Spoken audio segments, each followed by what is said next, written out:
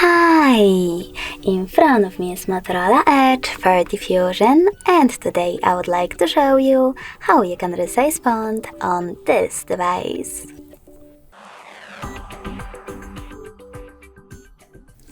First of all, just go into settings. Now you need to scroll down and click on display section. After that, scroll down again and click on font size under appearance. Then just click on the best font for you and tap on the back button.